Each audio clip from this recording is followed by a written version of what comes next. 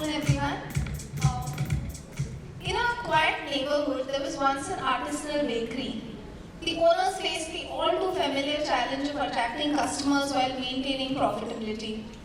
They decided to offer a limited time discount. The next day, a line of eager customers waited in front of the bakery, waited at its doorstep, drawn not by the scent of freshly baked bread, but by the discount. That week, the bakery saw record-breaking revenues. However, as the discount continued, the regular customers delayed their purchases, waiting for the next discount. At one point, the owners decided they had to stop the discounts because while the profit margins shrank, they had to work longer hours to meet the demand without seeing proportional increase in revenue. While this is a fictitious story, this is an all too familiar reality for brands today. For many startups, this is a pressing dilemma that brands have to face today in the business landscape. The allure of offering discounts is undeniable to acquire customers, but the complexities of brand equity, sustainability, and profit margins also exist. I would like to ask my panelists, how can brands strike a balance between the need to attract customers while at the same time dealing with profit margins? So let me start by asking Pradeep. Apart from the obvious benefit of customer acquisition, what are the other benefits of offering discounts? So, thank you so much for inviting me. Quick introduction. My name is Pradeep Krishnakumar. I run a brand called Zouk. At Zouk, we're building a modern Indian lifestyle brand. So all products are proudly Indian and we target vegan. We operate in the bags, wallets, and footwear category. So I think two parts to this. One is around which category do you operate in. I think category is a big function of roughly what price points you operate at, what discount levels you operate at. If you're a product or a category that's high repeat in the sense somebody's buying products every month, then they discover or they know about your price quite often. If you are not that frequent, then pricing can vary quite a bit. I think discounting is also another way to actually figure out what's the right price. India is a price-conscious market, not in the sense that the cheapest product will sell. Otherwise, the Nano would be like the best seller ever. But it's always a very value-conscious market, and that's a function of what the product does, what the brand stands for, and again, crisscrosses across. So, discounting, I would say, as companies, we shouldn't look at it primarily as a sales tool, but it's also a pricing discovery tool of sorts. Right? And then many other factors around discounting, which is category, which does exist. And also from a channel point of view, it does vary as well. So today, there is a perception that marketplaces or online marketplaces are a lot more discount driven compared to other channels. And there are certain numbers that exist. And in fact, if you ask me, personally, I find that whole MRP that is mentioned on an online site has to be a very dummy number. You could add a zero more or a zero less and it wouldn't matter. I think all of us now almost don't see it. I think the only people who see it is probably the category managers. And it's probably the wrong time for me to say this right before festive, but that's the reality. Some of them recognize it, some of them don't. But I think customers are still pretty much not seeing it now, and they see the end price as the end price. So these are some of the things. But the largest one still remains, as you said, if the artisanal bakery wasn't selling anything and they have expiring inventory which they've invested in, and that's of course OPEX in terms of staff and CAPEX in terms of the store and equipments, then you want to drive sales. And as much as artisanal you can be, right? But bread is a certain price point, and you either operate there or you got to be in a different locality, in a different place in India. So that's at least my view. Taniya, if you could speak about the pitfalls. The most obvious is, of course, the impact on the profit margin. What are the other major pitfalls of offering discounts? So we are an artisanal brand, Suta, and we are known to not give too many discounts. Majorly, I think pitfalls is people getting used to discounts. Recently, somebody asked me that, oh, would you have discounts before the festivals? I'll wait for it. You know, so people know that brands discount before festivals to maximize on revenue, and they wait for it if they know that you give a discount every 2 months. You know, what happens is that people get used to it. It's not that they can't buy the product as is. It's just a habit that you're building in your customers. And honestly, it depends on what value you're proposing. If you're saying that I'm giving you quality, best quality products, no matter what, people may not look at discounts all the time. So I think pitfalls is majorly by brand dilution, and also there are brands who always have discounts and they're also doing fine. But it depends on what your short-term and long-term objectives are. If it's you know, a large inventory that you want to get rid of, dead stock, makes sense. If it's just you know, revenue that you're looking at because of cash flow issues, you have to figure out why you're doing it and not just mindlessly do it all the time, because it just doesn't make sense for the customer base. They just wait for it all the time. Vanda, what are some of the factors that one needs to consider when developing a pricing strategy that incorporates discounts? Thank you. Quick introduction. My name is Vanda. I'm the CMO of Wow Skin Science. We are a startup brand in the beauty and personal care space. We have bestsellers like Wow Onion Shampoo, Wow Witsy. A lot of you, I hope, are using. And this topic is very pertinent to us because yes, we are an omni-channel brand. Quite complex channels which we sell, which is general trade, modern trade, marketplaces like Amazon, Myntra, Flipkart, and our own D2C channel. So yes, discounting is a reality. But what we believe also is that it is an opportunity. So it starts with what is your pricing strategy, 3 points. The first one is the category operating. I make this statement here saying that MRP as a concept is dead. In India, we had it because there were certain guidelines and certain guardrails we had to do. But you go to any other country, there isn't any MRP right now. And I think it's becoming a notional number because a brand manager in the pricing strategy has to have an MRP and then work backwards with the gross margins, etc. So MRP is dead. Indians are not price conscious. I wouldn't say that. And a lot of my experiences come also from selling 5 rupee biscuits in Taniya. If we went to a supermarket, the cheapest biscuit would sell, but yes, it doesn't, right? Because there are other factors that play in the mix also which influence your decision. And I believe Indians are also value conscious. So what you give additionally is very, very important.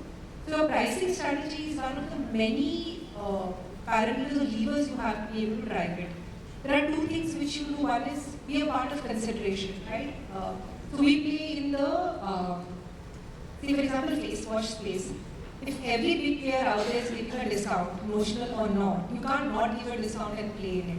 So the first thing is being a part of consideration. Seek that discount, at least the consumer will consider you. The second thing is then making the purchase decision, right? Finally, it is in your cart and you're going to make a sale. Discounts always lubricate the sale, so therefore it's very, very important at that point of time. So pricing across the funnel is very, very important, and I think using and manipulating it very smartly will really feel strong. Rohit, she spoke about the competitor landscape. Now you operate in a highly competitive space. How much does your competitors' discount strategy impact yours? I'll introduce myself. I represent Hammer. Our prime products are smartwatches, audio products. We started in 2019, so 4.5 years business.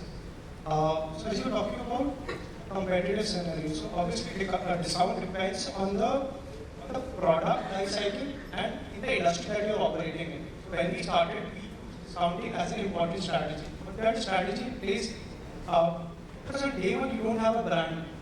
Prime thing that you need is sales. So you need to find a entry point to get into consumers, and if they like the product, then they buy it again. Obviously, our pricing strategy depends on competitor brand strategy also, but in the long run, the brand building is an equally important part. We have to see the price elasticity in comparison of the discounts. So, to give you an example, marketplaces like Amazon heavily advertise the discounts. Could be seeing 80% off discounts, Myntra going after 80% off discounts in December. And these events bring in a lot of sales volume for us. So we have to follow the market trends. But to talk about A-list competitor, B-list and C-listers, rough idea, there's like Samsung go up to 30%, use 30% discounting strategy. There's like Bosch use 78% discounting strategy. Apple has like 1 to 2% discounting strategy. So you see the journey of a brand building from consumer electronics. Generally, when a brand offers discounts, or rather, there's this general perception that if something is cheap, it is not of great quality, or if someone's offering it for a little lesser, maybe there's something wrong with it. So, what is the kind of impact that discounts have on the brand perception and positioning in the market? Vanda, would you like to talk about that? Paraphrasing the point the panelists have made, right? It's important which category you're playing in. There is discounts of 20-30% already playing in the category, you can't not be discounted and launch because there is hygiene of the category. Secondly is all Indians like a good meal, right? When I go and I buy tomatoes and I bargain for 2 rupees, I feel very, very happy. The same way I go to buy saris, I feel very happy. So you are also motivating a consumer, incentivizing a consumer, and after the deal, make them feel happy they've got something. So discounting doesn't necessarily have to be so, I am giving you this by making a loss. No, you are also passing on something to the consumer so they actually feel happy. And I think that goes in a long way to be able to build a brand and also hold loyalty. It is smartly played by, first is your product, the composition of it, so how much gross margins you make, and also what is your strategy, right? On my D2C channel, there are some, or even in the supermarket, right, there are destination drivers which drive footfall. I'll always discount certain products by a certain amount because when consumer comes in shops, he also picks up something else. My final AOV also is quite healthy and I can actually afford those discounts. It also depends on your strategy, and I don't think it's necessarily a bad thing. I feel if you make a consumer happy and you also have the margin of passing it on to them, I think eventually it does build brand and loyalty. Pradeep, would you like to come in here? Your category is one where quality is really looked upon, and you are operating amongst, you have unorganized competitors, you have some in the extreme branded category. How do you successfully balance discounts with your brand image? So, I think one is from a product and product quality perspective, that has nothing to do with the discounting. So, it doesn't mean if something is even 10% discounted, you put 10% less quality materials. Right? So, I think that doesn't change. I think that's important for a company and a brand to be very clear on. I think channel also, like we discussed, does have a sort of role to play. I have a slightly different view on just the pitfalls bit, and this is something that I feel very strongly about. Is I'm never worried about the customer getting used to a discount. I'm worried about sales teams getting used to discounting as a way to price, because then you're actually inhibiting yourself from discovering what's the right price point and hence PMF. Right? So customers are the haq hai, right? So they want to bet, they always want to get a better price. Right? So I'm not worried about that. But I worry about when sales teams keep doing the same thing and play it out, because then it's a fight to the bottom. So that again becomes a challenge.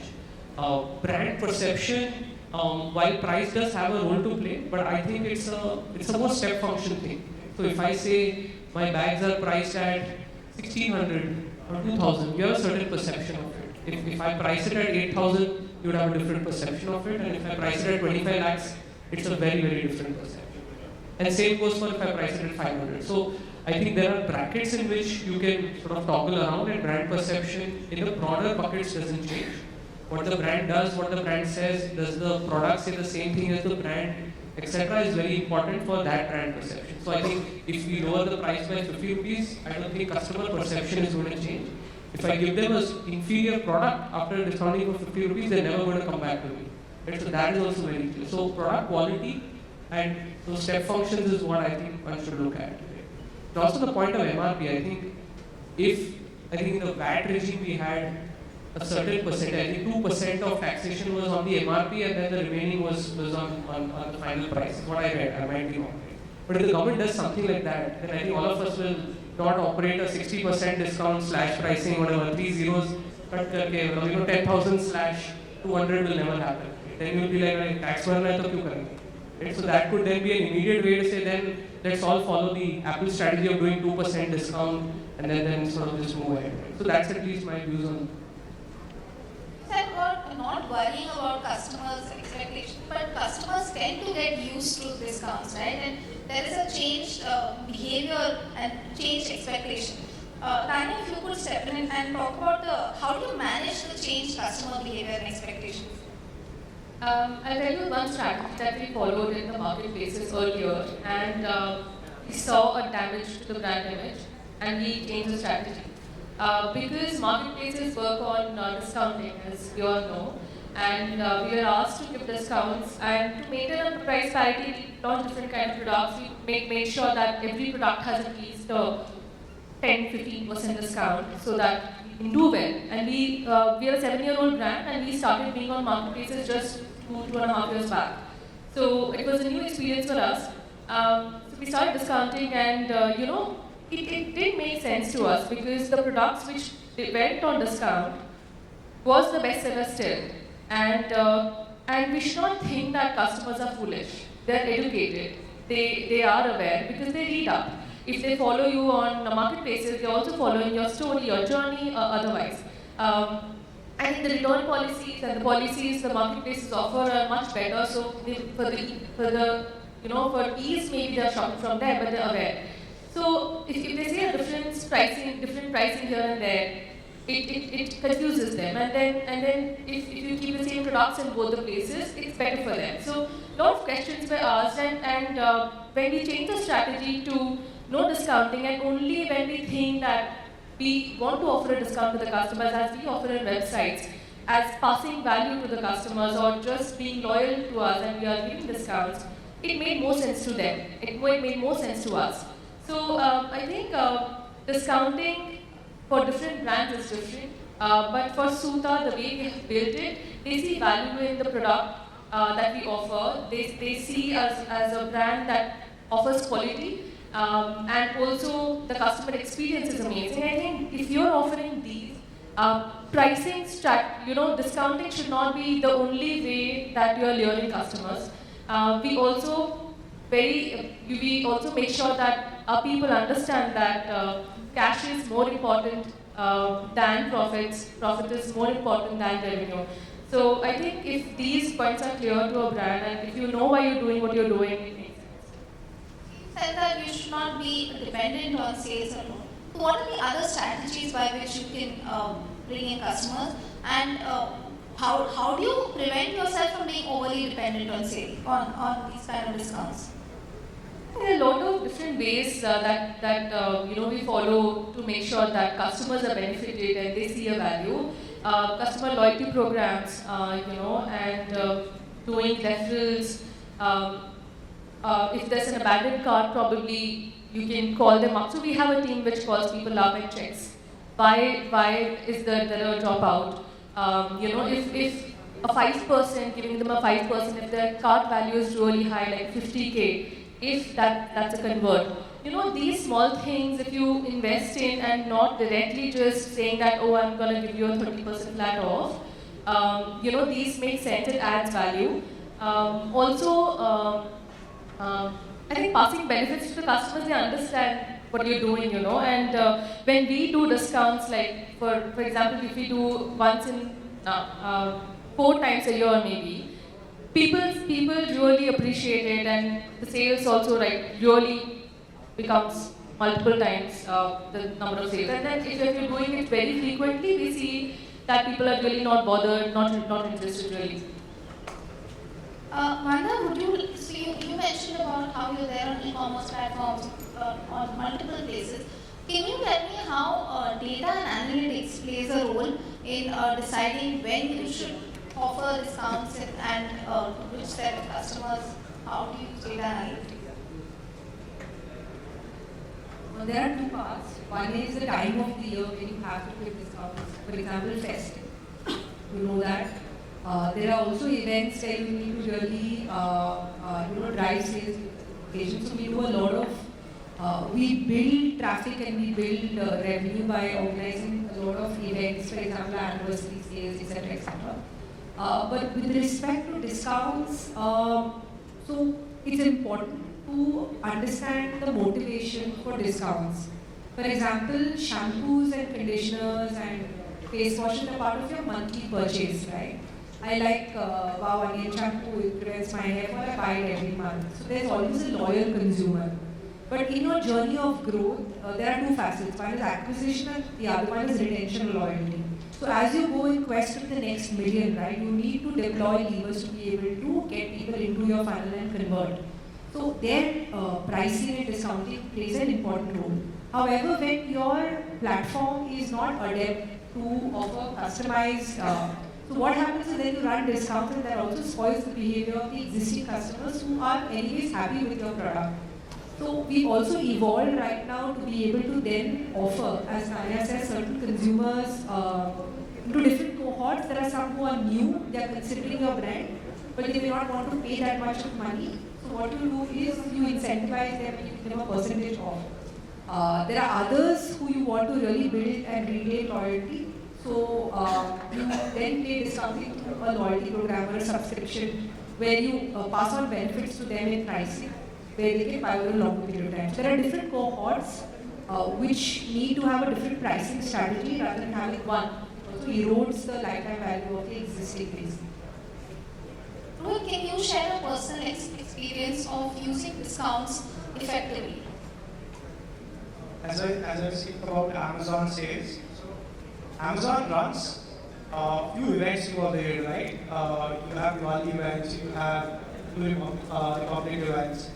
So combine these events, go over for 30 days. 4 days for Diwali event, you have 3 waves. So out of 365 days, this 30 days contribute to 70% of our consumer electronic sales.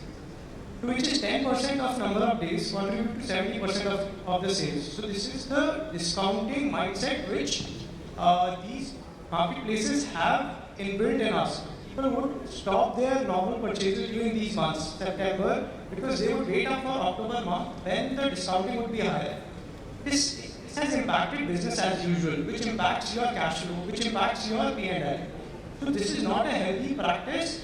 And also for us, we use discount in certain other formats, as they were talking about. Discounts for acquiring a new customer and discount for retaining an existing customer or an abandoned cart customer. So discount has been an important part, especially in consumer electronics, and also sometimes you perceive a product at a discounted price, but in actual what has happened is after six months, because of our nature of our industry, usually the prices go down after 6 months.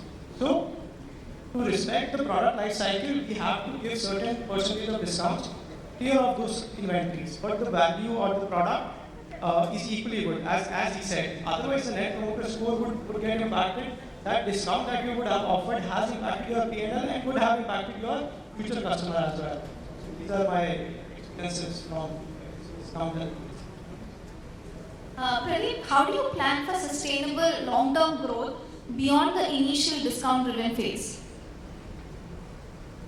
So I think over a period of time you realize the power of your brand, which means roughly again varies from category to category, but broadly I think you have a range of about 800 to 1500 bucks plus or minus, example in our category, that you can navigate. Which means if you believe you want to push your AOV up with these own products, Second is you encash the brand that you've built on B2C side to encash on marketplaces. Like you said, right? If 70% of the business happens in 10% of the days, right? You might as well do 70% of your business in those 10% of days and manage your working capital accordingly, right? Right? So you sort of make sure that, but you encash what brand you built outside of a marketplace to build on marketplace, and similarly to offline, a traditional offline retailer might have to do some kind of marketing to get people to the store. Today when you come to a Zouk store, they already know us. Because they know, I've seen you on Instagram, I've seen you on Myntra, etc. So I think those are ways to which you sort of use pricing as a tool. Adjust that to say that some amount of pricing adjustment helps in reducing some amount of performance marketing and CAC spends. Because I think somewhere it is that combined equation, and sometimes I've seen offline legacy brands not understanding that yet, right? Whereas in online we understand that much better, right? And maybe you say instead of giving 10% to Meta, you might as well give 10% to the customer. At least the happy customer going happy, rather than making Mark Zuckerberg be more happy. So at least that's one view one take. But your monthly thing to him, you have to still give to him, right? So that you still can't. So I think those are some of the ways. But I think the biggest one is of course the brand. You got to keep investing in what the brand stands for, be consistent in what it's good for. Once that happens, and in categories like ours where brand is a very key component of what handbag are you carrying, right? Brand is a very key category in terms of saying, okay, what you carry is who you are. If those kind of investments you continue making, then there's something that you're building. Because after a point, we all love 50 rupees less, but we might still have made that choice even if it was 50 rupees more. So it's important to remember both sides of it when you sort of make a purchase. See, today people love buying at H&M. H&M also reduces prices, right? But you don't look at it as, hey, they reduced prices. Okay? So all those things are important because H&M is also consistently doing that and building the brand out. So I have a lot of respect for what they as a brand. That's it.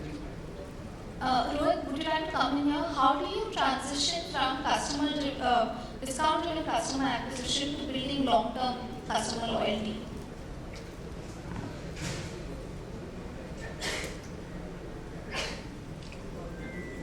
How do you transition from discount-driven customer acquisition to building long-term customer loyalty? Okay, so we'll have to see product category that we are operating in and the price elasticity. As he said, with that 50 rupee increase, change that person's buying, would he or she buy that product still if that product isn't that on a cheaper end? For initial 2 years, we used discounting as a strategy, but once we had established a certain base, we started commanding a bit of a branding power. We started using certain distribution formats in which discounting wasn't used as heavily as the main marketplaces. For example, we are present across Ferns and Perils. So in this platform, you are replacing a cake or a bouquet with a headphone. So now they are not comparing apple to apple. So you're not saying, oh, this is not a 30% off or a 50% off. It's a gifting which you have replaced a 1,000 rupee or a 2,000 rupee cake with a product. So automatically the discount percentages have gone down. So we are being strong on these non-e-commerce marketplaces, and we are investing on certain designs so that we are differentiated, the product is not standardized, and we are able to command a bit of a higher, higher pricing and a lower discount strategy. That's the strategy that we have used. To summarize, one is the distribution strategy, and second is the repeat buy. Alright, we just have last 4 minutes left. Does the audience have any questions?